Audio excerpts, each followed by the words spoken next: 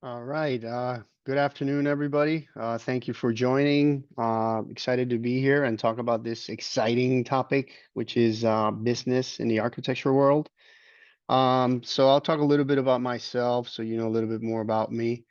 Um, I am the director of operations for the West Palm Beach studios in for Leo Daily at West Palm Beach and Miami. So we have two locations in the state of Florida. I have been doing this for the last 6+ years. And as one of my roles is one of my key roles is really staying on top of financial management and financial performance of both locations. So this is a picture of our team in both locations. So it's a pretty sizable group. We have offices in throughout in other parts of the nation as part of the firm in different locations, which you'll see up there. We have Abu Dhabi, Atlanta, Dallas, etc. And we do all kinds of project types. We work in different market sectors. We work with hospitality. We work with public and institution, commercial. Have done work throughout the state of Florida, have done work in the Caribbean, internationally, in other states. We also do work with industrial. So there's a big extent of project types that we've been able to address and work and execute successfully. Um, so um, these are the learning objectives for today's presentation. I'm going to turn my camera off so you can focus more on what's on the screen. Um, And basically we're going to talk about how to apply concepts, the key concepts needed to create financial metrics for a design practice. We're looking to understand and apply those concepts into and how they influence your approach to calculating fees. And then we also going to talk briefly about project plans and how to track project performance. And then finally, we're going to look at what those performance indicators mean and why they are important to manage the financial health of a design practice. And concepts of creating these financial metrics and the importance of these financial metrics to track your financial health, the financial health of your practice. And I think it's really these are just concepts and they can be applied to all sizes of practices, all types of practices. They're just basic tools that you need to do, and there's different softwares, there's different ways of doing it. The important thing is that as part of your practice, you develop the habit and the structure and the framework to be able to develop these, calculate them, and track them. Okay. So,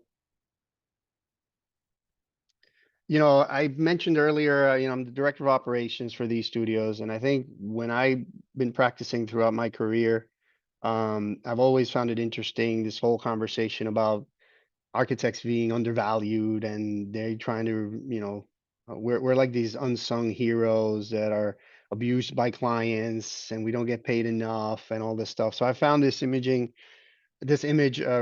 comic book really relatable to the feeling that or the comments that I hear from colleagues talking about in different parts, of the nation, talking about, oh, we're undervalued and all these things. And then obviously, we see ourselves as being these great contributors to society and heroes in a way, right? So I just found it very amusing. So, you know, having the opportunity to do what I do right now just gives me the the chance to kind of look under the hood and see how the practice really works, how it operates. And I think that's been one of the most rewarding things about doing this role. And it's always something that's intrigued me. It's always something that I've been trying to figure out. How does this work? How do you have a successful, financially successful practice, but do not tend to sacrifice the design side of it, which is what sometimes, we kind of hear in conversations like, well, yeah, they have a successful practice, but their design is not so great, or vice versa, right? So, I always thought those things are not mutually exclusive of each other. And again, by just doing this job, I've been able to kind of get a good understanding of what makes these things move, right? And how to somehow create the balance of having both, right? Which is not always easy.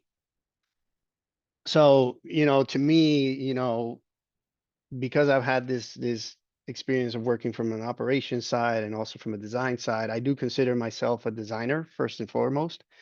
But this is just kind of like what I think should be the AI Design Awards. It should be the design, the everything, but then also just kind of a fact sheet, project facts of the project, the size, the profit, the total fee, what was it, how much did it cost, how many change orders, what was the original budget, what's the final budget, what was the duration, did the firm make money, how did they manage the project. Those are things that always I gravitate towards to when I see a project, a new project being constructed or finished or awarded from a design perspective. It's always something that's very intriguing to me. So, just a thought for AI Florida, maybe we should try to consider something like this on future AI awards. Some may agree, some may not, but I just think it's a very interesting part of the design process that oftentimes gets overlooked, and I think helps us be better practitioners. So this is an example of the project performance for one of our projects in our company. And the first time I started working with our company, I was in charge of reviewing financial performance for all these projects, which we do on a monthly basis. And I looked at this thing and I was like, oh, great. And they're like, oh, yeah, you got the fees billed, you got the fee, you got the net fee, you got this, you got that, you got the profit, you got the month, you got the hours. And all I could see was more like this. So I had no idea what this all really meant. It was just kind of like it was like the Matrix. I was trying to make sense of it. And I can, uh say now that I can read it and I can understand it. But at the time, it was just very confusing and just very new to me. So and the point is, these are things, these are skills that you gain, these are things that you learn. And quite frankly, they're a lot easier to gain than they are what we know how to do as architects, as professional architects, as practitioners. So, you don't need a master's in business administration to do this. You can certainly do this. This is a lot simpler than what it seems. And it just ties to me, it just ties to design, right? And this is design is everything. So I always keep that phrase with me because I do think that everything has a design challenge to it. And developing a successful design practice from a financial standpoint and from a design standpoint is the same thing. It's a design problem that you have to solve. How much time do you spend on a project? How much staff? How much cost? What can I afford? They're all they're all a design project, and you're trying to figure out what's the solution that you want to gain. So anything that's designed, it has an intentional purpose to solve an issue. And I think managing a practice is also a design exercise. So part of the reason why I asked earlier about the size of the business and stuff like that is that based on the U.S. Bureau of Labor Statistics, 45% of small businesses fail in the first 5 years. Now, this has to do with all types of businesses, whether it's restaurants, beauty salons, architecture practices, etc. But based on the information available, 45% fail in the first 5 years. Unfortunately, it doesn't get any better as you go forward, right? Because below 75% of those small businesses fail in the first 15 years. So it becomes harder and harder to maintain and continue to grow a small business and maintain a small business. So that's definitely a challenge. In our world, in the architecture practice world, a small business is considered anything with a revenue of under 12.5 million. So based on the surveys, I think most of the participants here would qualify under small business architecture practice. Um, There are other metrics to consider small businesses. One is based on staff size or employee size, and another one is based on it's also based on revenue. You've got the micro practices, which are those that make under $1 million, and then you've got those that are between 1 million to 5 million, and so on and so forth. But in general, most of the practices that we know are considered small businesses. So how do we get past what are the challenges that make this so difficult? So the top reasons architecture businesses fail, the one that we're going to focus on today primarily is poor financial management. There's also lack of clear business planning, there's ineffective leadership, poor project management, failure to embrace technology. As we all know, I mean, this is a evolving profession. We talked about CAD a couple of decades ago, then we were onto Revit. Now we're talking about AI. We're talking about materials, technologies, a lot of things that influence our work and how we do our work. That is constantly in change, right? It's constantly evolving.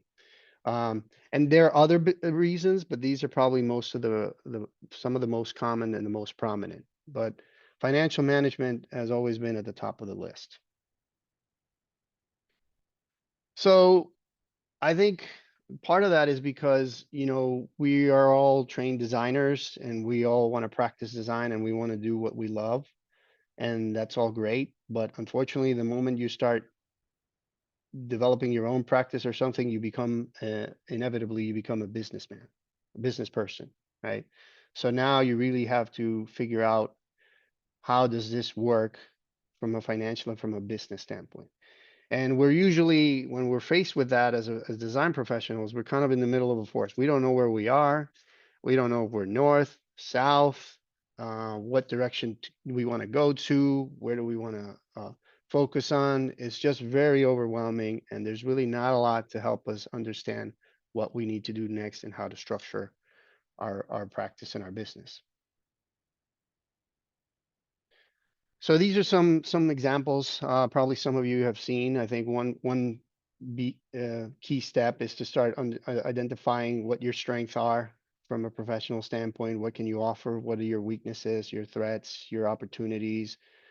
This is also known as a SWOT analysis. So it helps you understand, objectively try to figure out where you are and what is my value proposition as a professional that I can make money off of and I can live off and I can do what I love, right? Another exercise is, developing a SMART goal, is trying to develop something specific, measurable, achievable, relevant, time bound. I want to focus on high-end residential, you know, waterfront, for example, in South Florida. I want to be able to do 2, 3 projects per year, with X amount of revenue. Are those achievable? Do I have the capacity to do them? Um, when I look at projects and project opportunities, do they align with these goals that I'm trying to establish? Is somebody offering me to do an interiors project for a condo in New York? Might not be the best match for what I'm trying to do if I want to have a high-end residential building practice in design practice in South Florida. And then time bound. I think it's also important to set yourself some kind of deadlines, right? We operate with deadlines. We don't operate just on a open availability timeline. So I think those are key ingredients that you need to consider as you're kind of thinking about your practice. How do you want it to operate? What are the priorities? What would you like it to be? Okay. So I mentioned yesterday, earlier about value, and we always talk as architects. We always talk about you got to know your value. You got to know, clients don't value the work that we do, or the value that we add to a project, and all this stuff. And I agree with all that, and that's great. But I would challenge that, and I would say that first of all, we need to know your costs. You know, do we actually know our costs? Do we actually know how much it costs us to do business? Do we really know how much it costs us to give to provide that value that we are being said that it's not appreciated by others, by clients, etc. So I think that's where, this is, that's one of the things I want to focus on. All right. So I've come up with a kind of a mock-up firm, we're going to call it Creative Architects LLC. And I'm going to go through kind of a brief exercise to kind of show you how to put some of these things together, some of these metrics and some of the things that we've been talking about. So I am going to bear with me a second and I'm going to switch over screens. Um,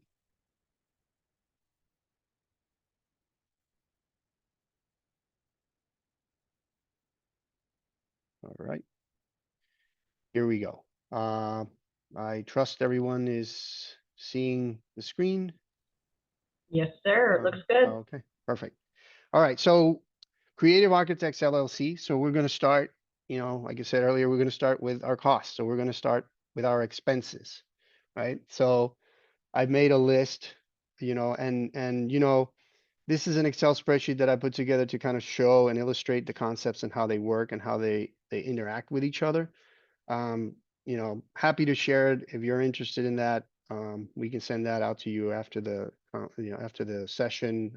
If you want a copy of it, you want to play with it, work with it, it's fine. But for now, just kind of follow along and pay attention. You don't have to jot down numbers or try to go crazy trying to follow this thing. So the first thing, the place that I'm starting with is, the expenses, right? So rent, utilities, insurance, licensing, marketing, equipment, benefits, miscellaneous, etc., right? And I'm just kind of putting these numbers together. There might be other categories that you need to account for in your practice, but I come up with a total cost of overhead expenses, which right now is $124,000, right? So that's kind of a overhead expenses. However, there are things here that are missing, right? And one of them is really the most important in our profession, which is design professionals, right? Which is our staff. They're the ones that typically carry most of the expense or should, and they're the ones that carry most of the value that we add to clients. So it's really our effort that's one of the main expenses, right? And that's what's missing here. So we're going to go ahead and add that. Um, and before I go there, I'll make a quick note. We have overhead hours that I've qualified here under C26, and those are hours that are not attributable to projects. They're not billable. They're working on admin stuff or doing separate things or business development. But there are things you cannot bill the client for. Direct labor, on the other hand, which is C29, is the number of hours that we are going to bill directly to projects. Okay. And I'll talk a little bit more about that on the next tab. So here we go.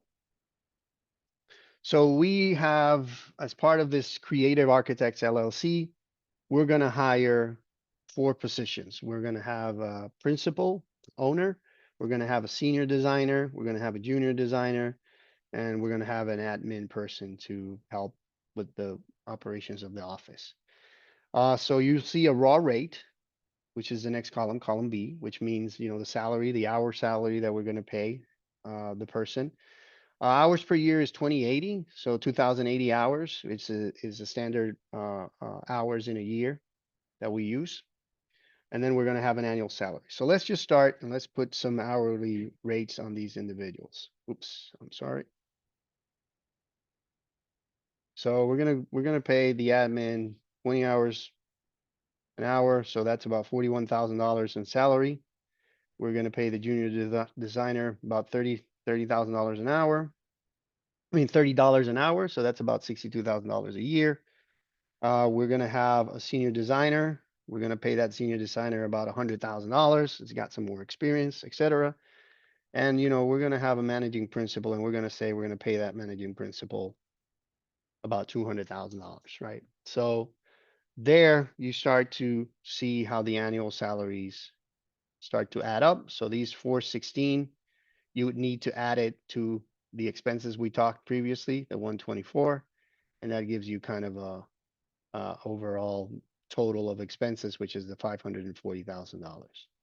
So I'm trying to do this step by step. I know I don't have, I'm not seeing any faces, so it makes it a little bit complicated, but if you need me to slow down or something, please put something on the notes, on the chat, and Wendy can let me know if I need to review something or if somebody wants to talk to me about something in particular. All right, so we have the annual salary. So now if we go back to this expense tab, we'll have everything. We have our overhead expenses, then we have our overhead hours, then we have our direct labor, and then we have a total expenses of $540,000. So that means that right now it costs us $540,000 to operate Creative Architects LLC for a year. Okay. So now we're going to look at the next part, which is the DLR, or the direct labor ratio, which is the utilization. And for those not familiar with that, that's basically the amount of percentage of the time of that person that they're going to be working directly on projects. And that creates a very, that impacts all of this considerably. Right now, we are going to say that our principal is going to work 50% of their time on projects. The rest of the 50% of their time, they're going to work on overhead. They're going to be doing business development. They're going to be managing. They're going to be negotiating. They're going to be meeting with attorneys. They're going to be accountants, all that stuff. They're going to be doing a lot of that stuff that's not attributable to projects, but it's still a cost. And that's what we call that. Those are the things that we call overhead. And then the direct labor, again, is what we call the work that's done on the projects. The senior designer, it's a experienced person, so they're going to end up spending 80% of their time working on projects. So of their salary, they're going to spend of their $104,000 salary, they're going to spend $83,000, or we're going to use $83,000 on direct projects, and then the rest is going to be overhead. So it'll be probably some project management duties, some training the staff, mentoring, maybe taking some professional training as well. The junior designer is going to be mostly working on projects, right? Hopefully they're going to be highly billable. So they're going to be working 90% of their time. So their direct labor will be around $56,000 of 62,000, and the overhead is 6,200 would be their overhead time. And then finally, we have an admin, which is just going to help with the flow of certain operation aspects of the studio, but they're rarely they'll help us put proposals together, or, things like that. But their work is not going to be attributable to projects. So we're going to say we're not going to charge any of their services for projects. So their DLR is 0. So that person's complete salary of 41,600 is going to be directly on overhead. So our overhead costs are going to be 172,640, and our direct labor costs are going to be 243,360. Again, the 243,360 is what we can bill to clients because it's project done on the work. So we'll need contracts and work to be able to carry that. Now, like I said, and then our cost is still going to be 540,000 for the year. So, but let's say we're going to say, you know what, we need the principal to step it up, and we are going to make them work 60% of the time. So now your costs remain the same, right? Because you got the same salary, you got the same expenses, but now your productivity jumps up from the 234 to 264.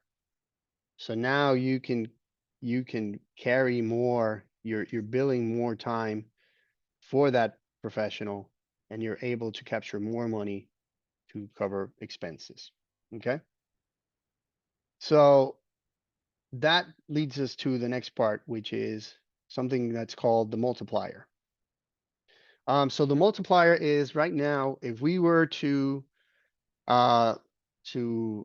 execute as part of oops, sorry, did I hit something? I'm sorry. It's okay. Can everyone still? Yeah. Okay. So we're gonna have now, we're saying our cost is $540,000 a year, right? And now we're saying we've got these salaries, right? And we've got this, these salaries cost us 416. We still need another 200 and, 200 and, what is it? 296, to cover. So we need to establish what is our multiplier to break even, which is these columns over here, H, I, and J. So we need to establish what the multiplier is. And multiplier is, it basically is a number where you're trying to determine how much do you need to charge for per person to bill to the client. So one thing is the raw rate, which we talked about, and it's in column B, which is what you're paying your staff. And the other one is what you're going to bill your client for that work of that person in the project, right? And this is a break even because it's basically covering the $540,000 of expenses that you have in the practice. And this is the revenue that's being generated from all of them utilizing the same utilization that we discussed before. So meaning right now, if the managing principal, we can bill him at 2.22 multiplier at $221 instead of the 100 that we pay them, will give us 230 in revenue. The same for the senior designer. We're paying them 50, but we're going to charge 110. And then the junior designer, we're paying them $30 an hour, but we're going to charge 66.57. And then obviously we got the admin that we really can't charge for. But these three staff members are going to be able to give us the 540,000. So that means that those three individuals need to be billable at those percentages throughout the year to be able to cover our expenses if we're going to bill the client at those rates with that multiplier. Now, I'm going to go back and I'm going to make changes like I did before. So let's say we want the principal, we're going to say the principal is going to be more heavily involved in the production or the drawings or the CA or whatever it is. So we're going to bump that up to 60%, right? So right now, our multiplier is going to go down. So that means we can bill him at a lower rate and we can bill everybody at a lower rate and still make our costs, right? 540,000. So our multiplier went down from 2.22 to 2.04 just because we increased the productivity of one of the staff members on the team, right? So I'll leave it back to where it was. So we had a break-even multiplier right now as we're structured of 2.22, which is going to give us, if we keep everybody billable at the utilization that we're planned, we should be able to charge those billing rates for our people, for our staff, and make break even. Okay. So the next thing is, obviously, we're not in this to break even, right? And there's definitely a lot of risks involved. You know, we don't want to set ourselves to the challenging part of saying, all right, I think I could cover my costs, because that's not, what a business is. We're looking to make profit, and we definitely want to make sure that we cover ourselves and have enough revenue coming in to be able to take care of all the unforeseens that we need to face on a consistent basis. So, this is our bottom line, right? This is what, if I'm looking at this, I'm thinking my break even is 2.22 multiplier with these utilization right now. These are the minimum hourly rates that I can charge for these team members on a proposal. Okay. Now, as we move through, um, the next one is planned, right? And planned is here, I'm going to take the multiplier and I'm going to increase it. I'm going to say, well, now I figured out what I'm paying everybody. Now I figured out where my expenses are. Now I figured out what my break-even multiplier is, which is this 2.22. So let me see what happens if I increase it, because I want to make profit. I just don't want to break even, right? So I go here and I put the multiplier. I'm using 2.55 just as an exercise, right? And again, this is following the same utilization that I've laid out, the same salaries that I've laid out, and maintaining the same expenses that I've discussed before. So right now, the hourly rates are going up from 221 for the managing principal at a break-even rate to 255. And the same for each of the other positions, right? 110 goes up to 177, 127, 66 goes to 76. And that gives us a revenue of $620,000, 568 per year. So this is, again, this is just the concept of it. Obviously, there's factors that influence this. You might not be able to consistently have everybody at the 50%, 80%, 90% utilization as you planned out, and that'll vary, but this gives you a good idea of what the concepts are behind how do we make this thing work. So in this case, we put the multiplier of 2.55, and now all of a sudden we get a revenue of 620. So if we subtract the 620 minus the 540, we get a profit of $80,000. And that profit of $80,000 is 15% profit. So, we're getting a decent amount of profit for our efforts, right? And below you'll see that we have a net revenue per employee. So that's, $20,000 per employee for net revenue, for profit, actually, should say profit. And then, so we'll have our break-even multiplier again, 2.2, and then we'll have a profit multiplier of 2.55. And we can always change that. We can increase it if we're confident, and we can just kind of get an idea of how much money or how much cushion do we want to get in our project when we put a fee proposal together. But the important thing, again, is understanding where you are financially, what your expenses are, how much it costs you, how much it's going to cost you, how much money do you want to make. I think that's the key thing behind all this, simple math that we're walking through here. So let's say I'm going to use my 2.22, and I'm going to go to use these billing rates that I've outlined here. And I'm going to go into putting a project fee together. So I'm using the rates, which are over here for the positions that we've talked about. I'm mapping out how long each phase is going to be. I'm mapping out how many hours a week, what's the total hours, and it'll automatically calculate all that stuff for me in this spreadsheet. So I'll have a total of 932 hours on this project, which is about $115,000. Now, this means the project is running perfectly as I planned it. We're going to spend exactly 932 hours at the billing rates, on our break-even billing rates, which is what these are. And if we do this project in 932 hours, we break even and we make zero money.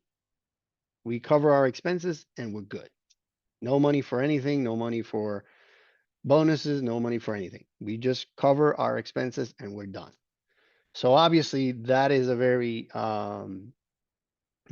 dangerous place to be at when you're putting it together. But again, it gives you a baseline. It gives you a place where you are kind of starting from. This is like my bare minimum. Anything lower than this, I would be taking this project at a loss.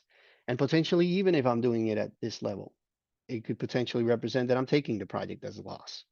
So because of things that can change, delays, changes, scopes, rework, whatever it is, right? Turnover, any other these other things can impact the performance of the project and could, put you in the red real quickly. So this is not, again, the best approach, but again, it gives you a baseline of what is my bare minimum. And I think to that point, it's also, important to recognize that, you'll be in different positions throughout your practice where you have more appetite for more risk, and sometimes you'll be more reluctant to take on risks. This may be a project type that you really want. You want to get into this market. It's an investment. So those are business decisions that you'll have to make depending on the circumstances. But I think those again, it's really about having an idea of how do I evaluate these decisions objectively and what am I looking at potentially, right?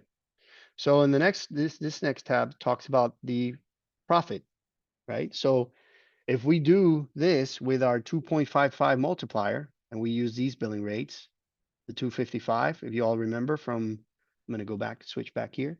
So we had a 2.55 multiplier. So we're going to say that's the money we want to make on this project. So this would yield us, using the exact same hours that we did in the previous example, this would give us $132,000. Our break-even fee was 115. So we could net a profit of 17,169.04, which is about 13% of profit on this project. And that is, again, assuming the plan works perfectly. Works exactly to the T. You spend the hours you plan and all that stuff. And I mean, there's ways of doing it. There's obviously monitoring and all that stuff, but I think that's really important. So again, I go back to establishing your expenses, looking at your staff, your salaries, and making sure you've got those connected, and then understanding how much does it cost, how much utilization you would need from all these professionals to be able to cover your expenses, and then it could influence how much you're going to charge on a project and how much you're going to charge for their time based on the multiplier that you end up using it. It's also important to note that sometimes you'll have projects, you'll have, for example, public work, where they'll have multipliers that are already set or predetermined or maxed out. So you won't be able to have the flexibility of putting the multiplier that you want. And those are, sometimes they're even, you'll have to validate them through federal audits and things of that nature. So, and you'll need to provide evidence of showing your overhead and all these other things that are used to calculate the utilization.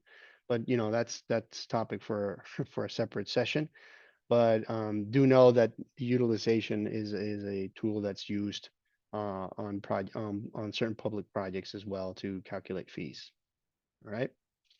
And then finally, we have kind of like this brief dashboard, just kind of showing you, the indirect expenses that we talked about, the overhead hours, the 172, the subtotal of those, the direct labor and the total expenses, the break-even multiplier, the 222, the multiplier that we're using to make profit at 15%, 13%, and then the utilization rate that we use, which was 55%.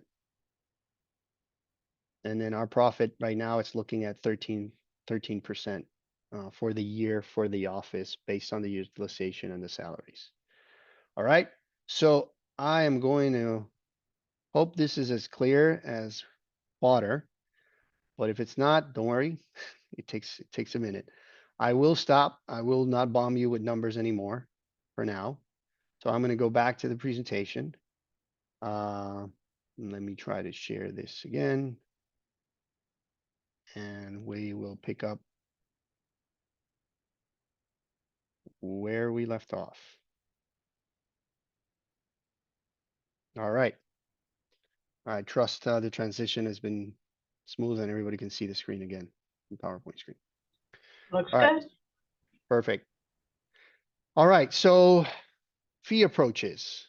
You have the top-down fee approach. This is the approach where you kind of look at construction costs and use the construction costs and use a percentage of construction costs to do that. The DMS fee curve in Florida is one of the tools that's used sometimes in public work as guidelines. So you just input your construction cost, and it'll give you based on the complexity group at the bottom. There's like no complexity, complex, and all these types of categories are there. You can look them up on the website, and then you can input the fee, the construction cost, and it'll give you the fee.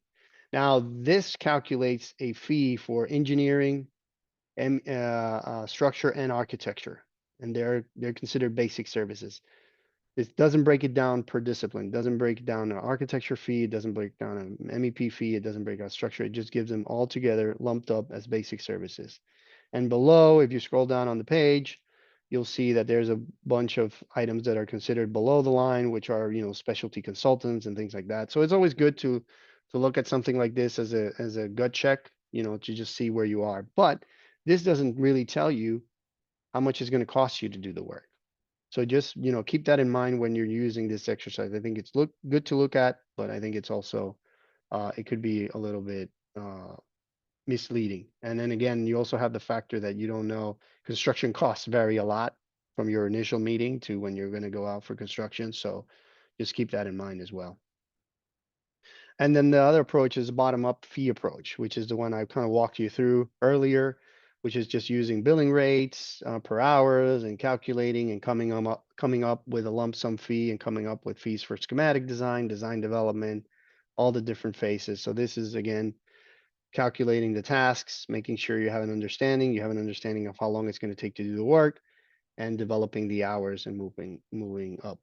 This is more extensive putting together, but it's also a worthwhile exercise to do. And once you've developed your kind of formula or anything like that, it'll help develop that a lot faster for all your projects. So, I strongly encourage you to do a combination of both approaches, depending on the project size and the type of project and the reliable information that you have at your disposal to make an informed decision.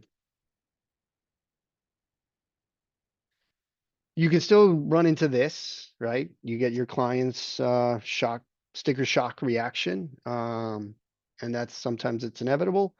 But I think if you've done your exercise, if you looked at all these information and you prepared yourself, you should be in a good position to really talk to the client and explain to the client, you know, why does it cost what it costs? They can disagree. Usually they don't have an informed response to say, how much they need to pay you. Some might say so, if you're dealing with real estate developers and banking institutions, certain entities like that, they have certain ranges and things like that. But I think it's important that you have the serious conversations with them and say, okay, well then explain me, how do you think I'm going to be able to do that with what you're proposing? I think every time I've had the opportunity to have these conversations with clients and explain where I'm coming from and hear them explain where they're coming from and understand what they're coming from, it's usually yields an agreement and a path forward. So I think it's always helpful to do it. Again, it's all about being prepared to have those conversations and doing your legwork. So tracking project performance, this is a situation where you're balancing scope, schedule, and budget. So you either increase the budget, you increase the scope. So they're all kind of interconnected. I'm not really going to talk too much about this. This is a Gantt chart, which I strongly encourage everyone to do. We make sure we do it. We have our projects lined up so we know all our tasks, when they start, when they finish, how far along they're moving, where they are, et cetera, et cetera. And then this is the Deltek Clarity Architecture Industry Study. This is a survey that they do every year. They did it this year. This is the 45th time they've done it. And I think it's a pretty enlightening survey. If you have an opportunity, you can Google it, you can download it. It's got a lot of information, a ton of metrics. So you can kind of look at everything. They survey about 650 firms, A&E firms, and they ask them all sorts of questions, and they come up with all these key performance indicators. So these are kind of the key performance indicators that they evaluate and they look at. So you can see, profit multiplier on the first column on the left, multiplier utilization rate that we talked about, overhead rate, collection period, backlog in months, revenue per employee, et cetera, et cetera. In the case of our firm, I don't know if you all keeping track, but our firm had a profit of 13%, so it's a little bit low compared to the high performers. The multiplier was a 2.55, so it's kind of low. The utilization rate, which is 55%, which is way below the average medium of 61. So we need to make sure Creative Architects LLC starts stepping it up. And then the overhead rate was 122, which is lower than the medium and the high performance. And that's mainly because it's a small practice. We had some expenses that we just threw some numbers out. Maybe they're too low for the exercise, but just gives you an idea of some of these things that are important. And then, the net revenue per employee and all those things, we kind of talked about it. Backlog in months is another important metric. It just shows how much work you have coming in your pipeline of work, and that's usually between 9 and 10 months that you're sure you got that taken care of. So this is continuing. You need to continue to do this. And then average collection period is always an interesting one. The average is about 79 days. So you got to take into account, if you're going to get paid in 79 days after you invoice on average, maybe it's closer, then that might be something you need to consider as well. And all these metrics are interconnected, right? So if you squeeze one, it comes out on the other side, kind of like when you're managing you're pressing a balloon. So if you increase your overhead, you're going to need to increase your utilization. and so on and so forth. So just keep in mind that all these things are interconnected. Other key metrics that you can look at, um, revenue growth, forecasts, win rate, capture rate.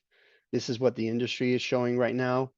Win rate is the amount of proposals that you won divided by the amount of proposals that you submitted for.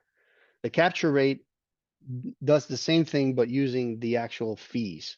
So the fees that you submitted for and the fees that you were awarded. So, you'll see that. Then you've got on project management, projects over and under budget, and projects ahead of schedule.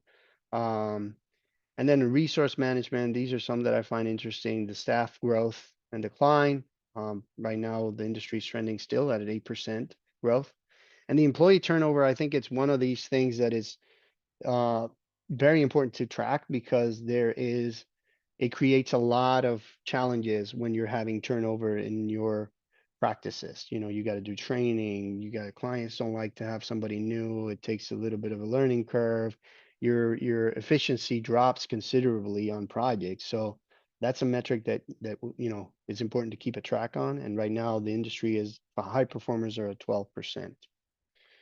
All right, so steps in the KPI process, you got to identify what those are. Those that are important to you. You got to create some kind of metric or some kind of dashboard to follow them, evaluate them, track them, see how they're reflective of your goals, of your business goals or your practice goals, and then change and adjust as you see, and then continue to assess regularly.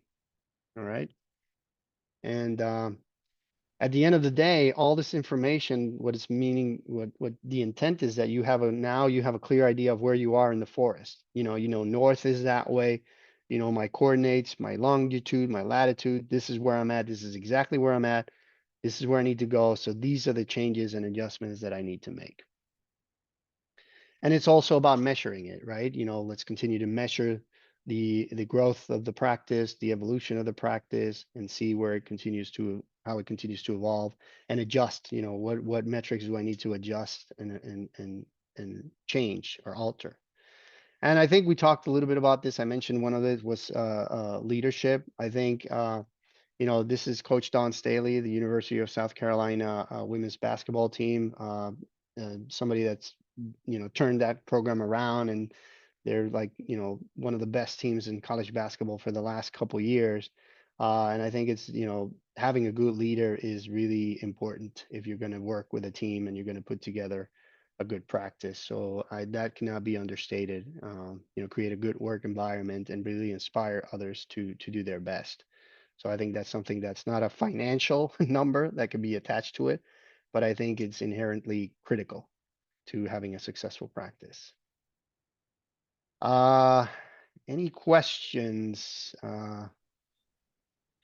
There are a few questions in the Q&A. Yeah, if contracts are typically stipulated sum, how does the multiplier bill rate help determine profitability? Well, I think it's important because that helps you build your feet and that helps you understand, you know, how are you covering your expenses on this project? Are you able to have a good understanding of where you are financially? It's still going to be a stipulated sum. It's still, if I'm understanding the question correctly, you're still going to develop a lump sum fee that you're going to negotiate with your client, and that's fine, but it's going to be based on that exercise, which I think it's important. I hope that answers that. When I started, okay, I wish I had gone through this course when I started for many years ago. How would you guide young firms to estimate how much cash on hand they should have to launch a firm? That is a great question. I would start with probably trying to figure out how much it's going to cost me to operate it. I would say I would give myself, kind of maybe 6 months. I'm going to say, look, it's going to take me 6 months to land my first project. We just talked about 79 days to be able to get paid by a client. So I would try to factor that in and say, if it's going to cost me, $20,000 a month in expenses or whatever, I need to be able to save this much money to be able to have a practice and continue to develop it from that point on. I think that would be an exercise that I would look at doing. Communication of the value will bring, okay, the next thing is continuation value will bring to the project is critical to successful negotiation. It is sometimes difficult to find balance between coming across as too expensive versus qualified and confident. If the client cannot meet your bottom line, it is okay to thoughtfully pass on a project the client will not meet your reasonable fee. I agree with that. And I wholeheartedly agree with that. And that's where I went back to the comment I made about the challenges and the risk and your appetite for risk. If you really want the project type or the opportunity to work with the client. So I think it's just an open conversation to have with your client. The next one, when having conversation with a client about why the fee is the fee, can you give examples of what to talk about with the client to back up the fee without giving details about the financial performance goals of the firm? Yeah, I mean, that's a very open-ended question, because there's so many different situations.